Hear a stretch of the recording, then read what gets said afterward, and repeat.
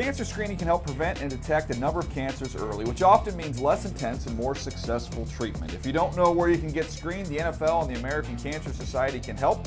Visit NFL.com/crucial-catch or text CATCH to 635-635 to find your local cancer screening center and additional screening resources. All right, let's talk about the Philadelphia Eagles here for a minute here, Buck. The only undefeated team left. I feel like Jalen Hurts, we've given him his flowers. We talk about the weapons they have, the run game, the offensive line. Everything they're doing offensively has been great. But defensively, this is a team that's got the most takeaways in the NFL. Their differential is ridiculous right now. Their turnover differential is I believe, best in the league, plus 12 on the season. What have you seen from them? And I went back and watched all their interceptions and was trying to find something I could take from that. But what do you see from this group? So I had a chance a couple weeks ago to get a up close and personal look at the Philadelphia Eagles defense.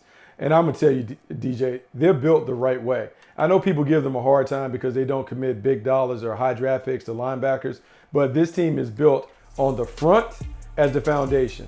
Their front line is terrific, and then they invest in the back end because they have cover corners and safeties that can make plays. And what happens is when those two things are working together, meaning you're dominating in the trenches, so you're forcing long yardage situations, you now get to have fun on second and third and long, dialing up pressure, stunts, games, movement at the line of scrimmage, where now the quarterback is uncomfortable. And what they've assembled is really a handful of ball hawks in the back end who do a really good job of seeing the ball and going and get the ball. And what's unique about this is last year when they started, Jonathan Gannon was a read, react, let's play zone, let's keep our eyes on it. They've now mixed in some man-to-man stuff to go with their zone. So now they're a complete defense that really has the entire toolbox available. Jonathan Gannon just decides which tool to use versus which team. Whoever and whatever he chooses to use, it has been working because this team is taking the ball away, and they're doing it because the front and the back end are really tied together. Well, the worst thing you can be in life is lukewarm, right? You either want to be hot or you want to be cold. You want to be all in with one approach or all in with another approach. I think what's fascinating about the Eagles, when you look at it, I was looking up, okay, the number of 5-man pressures, 6-man pressures, 7-man pressures. 5- and 6-man pressures, they're in the middle of the league. There's nothing that really stands out to you. But they're getting home with 4 a ton. When you go back and watch all their interceptions, you'll see that. Rushing 4, still hitting the quarterback, and that's led to some of these interceptions down the field. But this was the interesting one, Buck. 7-man pressures, they're second in the league in 7-man pressures. So they've done that 7.1% of the time. So in other words, they're hitting you with 4, and then it's not, a 5-man or then all of a sudden, bam, they're sending the whole kitchen sink at you. And so that can be a little bit jarring, I think, when you're a quarterback. You kind of get seeing all these bodies in coverage, and all of a sudden here they come. They're coming after you with full force. So I think they've done a really nice job of being aggressive, like ultra aggressive at times.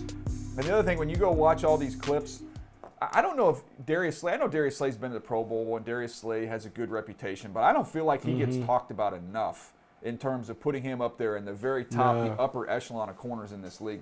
When he gets eyes on the football, he can find it and play it as well as any corner in the league. And I really believe that. I don't know if there's many I'd take over him. He's playing great. He's playing, look, you can make the case that he's the best corner in football right now.